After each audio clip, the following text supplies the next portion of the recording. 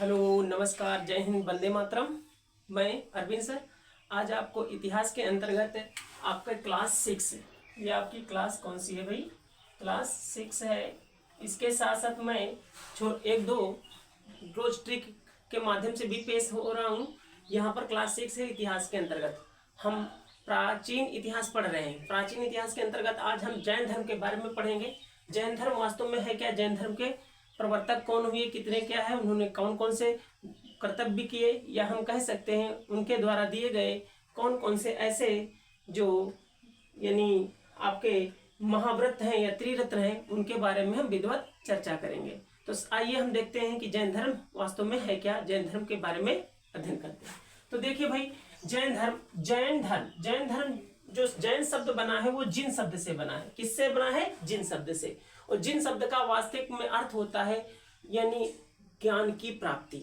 और ज्ञान की प्राप्ति कौन सा? इंद्रियों पर, जो इंद्रियों पर ज्ञान, इंद्रियों पर, अपनी इच्छाओं पर, या अपने आप में एक कह सकते हैं कि विश्वास के माध्यम से इंद्रियों पर विजय प्राप्त कर लेता है। ऐसे व्यक्ति या ऐसे महापुरुष को हम क्या कहते हैं? जिन कहते हैं। जिन यानी कैवल्य को प्राप्त करने वाला। तो महावीर स्वामी जैसे जिन हुए, उसी प्रकार से जैन धर्म में क्या होता है कि जैन धर्म का शाब्दिक अर्थ होता है जिन। जिन का अर्थ है ज्ञान, इंद्रियों पर प्राप्त करने वाला। ठीक है। जैन धर्म के आदि प्रवर्तक कौन हुए हैं? ऋषभदेव। आदि प्रवर्तक का मतलब होता है प्रथम। आदि प्रवर्तक यानी प्रथम। जैन धर्म के पहले प्रवर्तक जो माने जाते हैं, आदि प्रवर्तक जो माने जाते हैं, वो है आपके ऋषभदेव। ऋषभदेव जिनको आदि प्रवर्तक या प्रथम तीर्थकार के नाम से भी पुकारा जाता है। इनकी जानकारी हमको ऋग्वेद से मिलती है, जो हमारा प्राचीन सबसे बड़ा वेद है, ऋग्वेद है। तो उससे हमको जानकारी मिलती है कि हमारे जैन धर्म के आदि प्रवर्तक या प्रथम तीर्थकार जो हुए हैं वो कौन से हैं? ऋषभदेव हैं, जिनके बारे में पता चलता है। वैसे तो हमारे 24वें तीर्थकार हुए हैं जो महावीर स्वामी हैं। अब सभी के बारे में अध्ययन करना परीक्षा की दृष्टि से महत्वपूर्ण नहीं है, लेकिन उसमें से हमारा प्रथम, 23वां और 24वें नंबर के तीर्थकारों के बारे में हम अध्ययन करेंगे। तो सबसे पहले हम यहाँ पर देख लेते हैं कि 23वें तीर्थकार जो हुए हैं वो पार्श्वनाथ। जो पार्श्वनाथ हुए हैं वो 23वें नंबर के तीर्थकार माने जाते हैं। 23वें नंबर के तीर्थकार कौन माने जाते हैं? वो पार्श्वनाथ माने जाते हैं, जिनको संवेद शिखर जो पर्वत आपका झारखंड में स्थित है, जिन्होंने वहां पर इनको निर्वाण की प्राप्ति हुई थी पार्श्वनाथ को। और इन्होंने ही निग्रंथ संप्रदाय को स्थापना की थी। निग्रंथ संप्रदाय की स्थापना करने वाले जो 23वें महापुरुष हुए हैं या 23वें जैन धर्म के तीर्थंकर हुए हैं, जिनका नाम क्या है? पार्श्वनाथ है। 24वें तीर्थकार जो हुए हैं वो है महावीर स्वामी। इस चैप्टर में हम महावीर स्वामी के बारे में विधिवत अध्ययन करेंगे।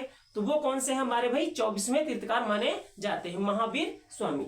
महावीर स्वामी जो हैं जिन्होंने जैन धर्म का वास्तविक प्रवर्तक, यानी क्वेश्चन समझना, जैन धर्म का वास्तविक प्रवर्तक किसे माना जाता है? तो महावीर स्वामी को माना जाता है, महावीर स्वामी को। किंतु अगर पूछता है कि जैन धर्म का आदि प्रवर्तक किसे है, तो उसे कहते हैं ऋषभदेव। आदि प्रवर्तक या प्रथम प्रवर्तक तो ऋषभदेव माने जाएंगे। लेकिन वास्तविक प्रवर्तक या अंतिम संस्थापक या अंतिम प्रवर्तक पूछा जाएगा, वो महावीर स्वामी के बारे में कह रहा है, महावीर स्वामी के बारे में बताया जा रहा है। ठीक है। पार्श्वनाथ के ये आध्यात्मिक शिष्य भी माने जाते हैं। महावीर स्वामी, पार्श्वनाथ जो 23वें तीर्थकार हुए, उनके आध्यात्मिक पुरुष भी माने जाते हैं। तो महावीर स्वामी का जन्म कब हुआ? तो 540 ईसा पूर्व। महावीर स्वामी का जन्म 540 ईसा पूर्व कुंडग्राम बिहार में हुआ था। कुंडग्राम बिहार 540 ईसा पूर्व में। तो इनके बचपन का नाम क्या था? तो वर्धमान था। महावीर स्वामी का जन्म 540 ईसा पूर्व कुंडग्राम जो बिहार में पड़ता है वहीं पर हुआ था। और इनका जो बचपन का नाम क्या माना जाता है? वर्धमान माना जाता है। इनके जो पिता महावीर स्वामी के जो पिता थे, उनका नाम था सिद्धार्थ नाम था। और माता जो थी त्रिशाला थी। माता कौन सी थी? त्रिशाला। पिता जो थे वो ज्ञात्रिक कुल से संबंधित थे। और माता जो त्रिशाला थी, लक्ष्मी नरेश चेटक की बहन मानी जाती है। और पत्नी यशोदा थी। पत्नी का नाम क्या था? यशोदा। तो हमने देखा कि इनके बचपन का नाम वर्धमान, पिता का नाम सिद्धार्थ, माता का नाम त्रिशाला और पत्नी का नाम यशोदा था। इनके एक पुत्री भी हुई। पुत्री का नाम क्या है? माना जाता है, अड़ोज्या भी कहा जाता है, या कहीं कहीं पर उसको प्रियदर्शना के नाम से भी जिक्र मिला है। अड़ोज्या या प्रियदर्शना महावीर स्वामी की पुत्री थी, महावीर स्वामी की। 23 वर्ष की उम्र में 23 वर्ष की उम्र में महावीर स्वामी ने क्या कर दिया था, गृह त्याग किया था। गृह त्याग कब किया था, वो अपने बड़े भाई नंदीवर्धन के कहने पर या नंदीवर्धन से आज्ञा लेकर के इन्होंने 30 वर्ष की उम्र में गृह त्याग दिया और ज्ञान की प्राप्ति करने के लिए ये आगे की ओर बढ़ चले। तो ज्ञान प्राप्ति करने के लिए जब आगे आए, गृह त्याग दिया, तो इन्होंने 12 साल तक कठोर तपस्या की। महावीर स्वामी ने 30 वर्ष की उम्र में घर छोड़ा और 12 वर्ष तक कठोर तपस्या की, यानी हम कह सकते हैं 42वें वर्ष, यानी 30 वर्ष में घर छोड़ा था, 12 वर्ष तक कठोर का तपस्या की, तो 42वें वर्ष इनको एक कैवल्य की प्राप्ति हुई, एक ज्ञान की प्राप्ति हुई, जिसके कारण इनको जिन या विजेता या कैवल्य के नाम से जाना जाता है, या निग्रोंथ के नाम से इनको पुकारा जाता है। तो महावीर स्वामी घर कब त्यागा था, तो 30 वर्ष की उम्र में, और ज्ञान कब मिला, तो 42वें वर्ष यानी 12 वर्ष के पश्चात मिला था। ठीक है, तो ज्ञान जब मिला तो ये ज्ञान मिला कहाँ था, तो ज्ञान मिला था महावीर स्वामी को जंभिक ग्राम, एक गांव पड़ता है जंभिक ग्राम, वो भी बिहार में पड़ता है, और नदी कौन सी है, ऋजुपालिका नदी। तो जंभिक ग्राम में इनको ज्ञान की प्राप्ति होती है, और नदी का नाम है ऋजुपालिका नदी। तो ऋजुपालिका नदी है, और वहीं पर एक वृक्ष है, साल का वृक्ष, उसी के नीचे बैठ करके इनको एक ज्ञान की प्राप्ति हुई, इसलिए इनको कैवल्य के नाम से पुकारा गया, या इनको जिन या विजेता के नाम से कहा गया। जब ज्ञान मिल गया तो इन्होंने उपदेश देना प्रारंभ किया। तो पहला उपदेश इन्होंने कहाँ दिया, तो पहला उपदेश इन्होंने राजगृह में दिया था। कहाँ पर, राजगृह। तो राजगृह भी आपका बिहार के अंतर्गत आता है, जो 16 महाजनपदों में मगध के अंतर्गत गिना जाता है। तो राजगृह में इन्होंने पहला उपदेश दिया था। पहला उपदेश कहाँ पर दिया महावीर स्वामी ने, राजगृह में। राजगृह में दिया तो वहां उस नदी का नाम क्या था, ब्राकर नदी, और एक पहाड़ी थी विपुलांचल पहाड़ी, यानी ब्राकर नदी थी और विपुलांचल पहाड़ी थी, उसी के पास इन्होंने बैठ करके ज्ञान देना प्रारंभ किया। यहाँ पर अंतर ये समझना है कि ज्ञान यानी पहला उपदेश जो दिया था, पहला उपदेश वो किस नदी के किनारे दिया था, तो ब्राकर नदी है। और अगर पूछेगा कि इनको जब ज्ञान की प्राप्ति हुई तो वो किस नदी के किनारे हुई थी, तो ऋजुपालिका नदी के किनारे। तो ज्ञान की प्राप्ति ऋजुपालिका नदी के किनारे हुई थी, लेकिन जब पहला उपदेश देते हैं तो वो ब्राकर नदी के किनारे देते हैं। पहले ज्ञान जब मिल जाएगा तो इनको पहला भिक्षु मिलेगा, तो उनका स्वयं का दामाद है, जो इनकी पुत्री प्रियदर्शना या कह सकते हैं अड़ोज्या है, उनका एक पति है जिसका नाम जमाली है। तो पहले भिक्षु जो बनाए जाते हैं, पहले प्रथम भिक्षु बनते हैं, वो कौन से बनते हैं भाई, जमालू बनते हैं। जमाली यानी दामाद, इनके जमाली हैं, ये दामाद इनके प्रथम भिक्षु बनते हैं। और प्रथम भिक्षुड़ी जो बनती हैं वो है आपकी चंदना कौन है भाई, चंपा नरेश दधिवाहन की पुत्री चंपा मानी जाती है। तो पहले भिक्षु बनाए गए उनके दामाद यानी जमाली, और प्रथम भिक्षुड़ी जो बनी थी वो चंदना बनी थी। इस प्रकार से जैन धर्म आगे बढ़ने लगता है और अपनी ये शिक्षाओं को आगे देने लगते हैं।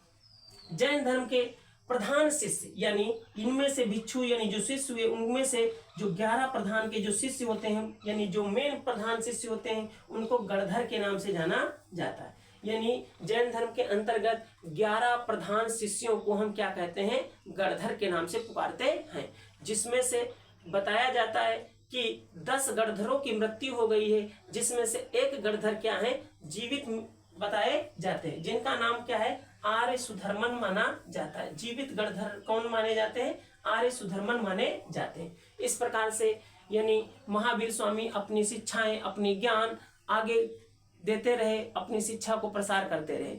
ठीक है, तो कुछ समय के पश्चात लगभग इनकी मृत्यु 72वें वर्ष यानी 72वें वर्ष में इनकी मृत्यु पावापुरी में हो गई।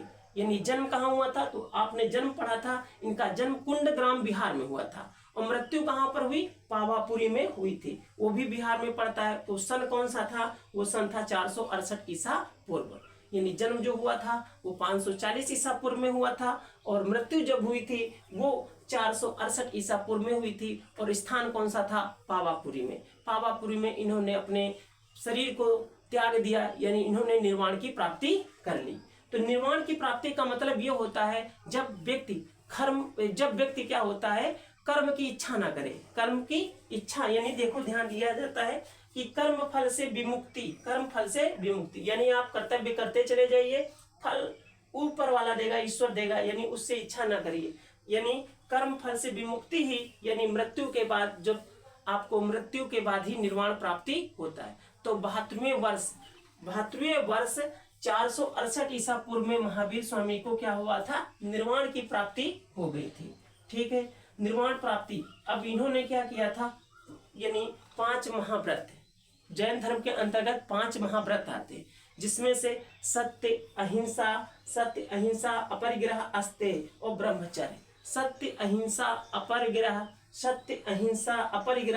अस्तेय और ब्रह्मचर्य, ये 5 महाव्रत माने जाते हैं, जैन धर्म के महाव्रत माने जाते हैं, जिसमें से सत्य अहिंसा अपरिग्रह और अस्तेय, ये 4 जो पहले के जो महाव्रत हैं, इनको देने वाले आपके 23वें तीर्थंकर या 23वें तीर्थकार जो हुए हैं वो पार्श्वनाथ हैं। और महावीर स्वामी ने उसमें 5वीं शिक्षा जोड़ी थी या 5वां महाव्रत जोड़ा था, जिसका नाम है ब्रह्मचर्य। तो यहाँ से क्वेश्चन बन सकता है कि 5 महाव्रतों को देने वाले कौन थे, तो 5 में से 4 महाव्रत पार्श्वनाथ ने दिया था, और 5वां महाव्रत जो दिया था ब्रह्मचर्य, वो दिया था महावीर स्वामी के द्वारा दिया गया था।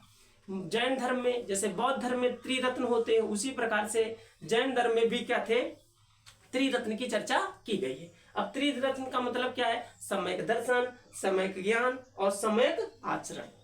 सम्यक दर्शन, सम्यक ज्ञान और सम्यक आचरण, ये महावीर स्वामी के द्वारा त्रिरत्न की बताया जाता है।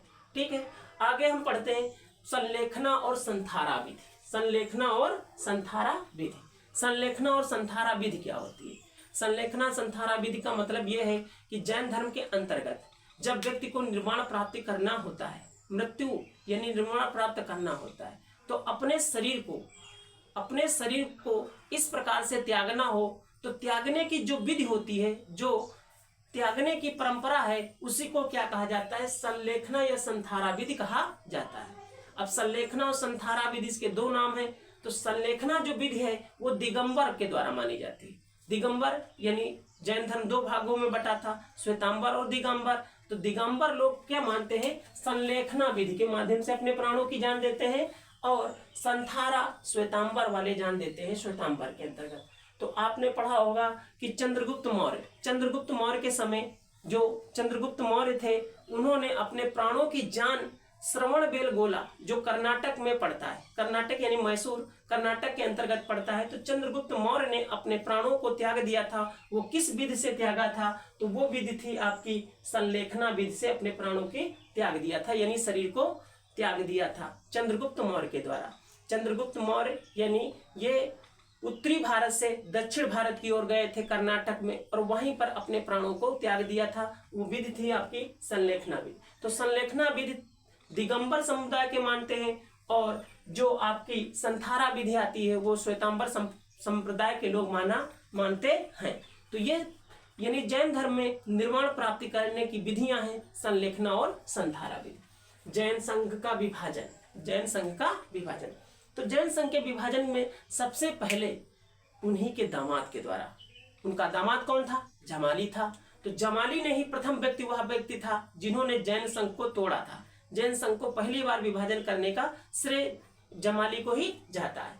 तो जैन संघ का प्रथम बार विभाजन किया या पहली बार उसमें से अलग होने वाला व्यक्ति जो माना जाता है, उनका ही दामाद माना जाता है। तो 2 ग्रुप बन गए, एक का नाम पड़ा श्वेतांबर और एक का नाम पड़ा दिगंबर। ये श्वेतांबर और दिगंबर क्या है? श्वेतांबर यानी श्वेतांबर के जो नेतृत्व किया था, श्वेतांबर का नेतृत्व करने वाले थे स्थूलभद्र जो भारत है, भारत का उत्तरी हिस्सा यानी यूपी बिहार और उत्तराखंड वाले जो हिस्से उत्तरी भारत में श्वेतांबर जिसको सफेद वस्त्र पहनते थे, ये उत्तरी जैन कहलाते हैं। उत्तरी जैन श्वेतांबर का मानना है कि महावीर जो स्वामी थे वो विवाहित थे। श्वेतांबर लोग मानते हैं, यानी स्थूलभद्र के लोग मानते हैं कि महावीर जो स्वामी थे वो क्या थे, विवाहित थे। ठीक है, लेकिन जो दिगंबर के लोग हैं वो महावीर स्वामी को विवाहित नहीं मानते। वो विवाहित नहीं मानते। 19वें तीर्थकार जो हुए, 19वें तीर्थकार मल्लीनाथ। तो श्वेतांबर के अनुसार मल्लीनाथ एक स्त्री थे, जबकि दिगंबर के अनुसार मल्लीनाथ स्त्री नहीं एक पुरुष थे, पुरुष के माने जाता है। ठीक, ये महावीर स्वामी को, श्वेतांबर लोग महावीर स्वामी को विवाहित मानते हैं, दिगंबर लोग महावीर स्वामी को अविवाहित मानते हैं। ज्ञान प्राप्ति के बाद इसमें भोजन की आवश्यकता है श्वेतांबर में, लेकिन यहाँ पर क्या है कि ज्ञान प्राप्ति के बाद आपको भोजन की आवश्यकता नहीं, सीधे निर्वाण प्राप्त करने की आवश्यकता है। इसीलिए दिगंबर लोगों को जैन धर्म का पक्का अनुयायी भी कहा जाता है। ये लोग श्वेतांबर के जो लोग हैं, श्वेतांबर यानी जो सफेद वस्त्र धारण करते हैं, यानी स्थूलभद्र के समर्थक जो हैं, वो क्या है, पवित्र साहित्य पुस्तकों में विश्वास करते हैं। दिगंबर लोग पवित्र धार्मिक पुस्तकों में विश्वास नहीं करते हैं। यही अंतर है, छोटे छोटे अंतर। तो श्वेतांबर को स्थूलभद्र और दिगंबर को लगान चालू, यानी दिगंबर को जो प्रवर्तक माने जाते हैं वो भद्रबाहु माने जाते हैं। यही वही भद्रबाहु है जो चंद्रगुप्त मौर्य को दक्षिण भारत की ओर लेकर गए थे और श्रवण बेलगोला में क्या उनकी मृत्यु हो गई थी। यानी उत्तरी भारत में मगध में जब 12 वर्ष का अकाल पड़ा था, तो उन्हीं के साथ ये 12 वर्ष के लिए भद्रबाहु कहाँ कर्नाटक की ओर चले आते हैं।